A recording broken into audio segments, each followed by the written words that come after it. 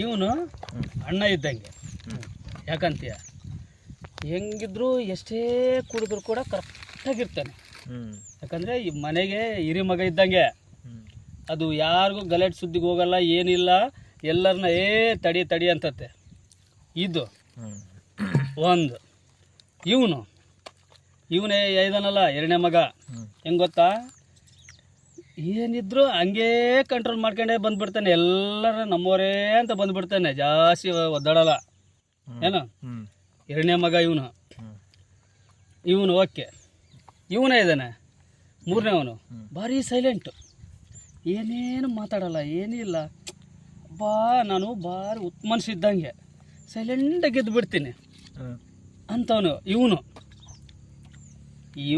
ಇದಾನಲ್ಲ, ಇವನು ಏನು ತಿನ್ನಕ್ರ, ನಾಲ್ಕನೇವನು ಹೆಂಗದ ಗೊತ್ತು. ಇವನ ಜೊತೆಗೆ ಇದೊಂದು ಮಿಕ್ಸ್ ಮಾಡಿಬಿಟ್ರೆ ಇಡೀ ಪ್ರಪಂಚನೇ ರವಾಂಡ್ ಮಾಡ್ಕೆ ಬಂದು ಹಂಗೆ ಕರೆಕ್ಟಾಗಿ ಮನೆ ತಗ ಬಂದು ಹಂಗೆ ಗಣೇಶ ಕೂತಂಗೆ ಕೂತ್ಕೊಬಿಡ್ತಾನೆ. ಏನು ಗೊತ್ತಿಲ್ದಂಗೆ ಕೂತ್ಕೊಬಿಡ್ತಾನೆ. ಎಲ್ಲರಿಗಿಂತ ಇವನೇ ಮಿಂಡ್ರುಗುಡ್ ಸುಳ ಮಗ ಇವನು.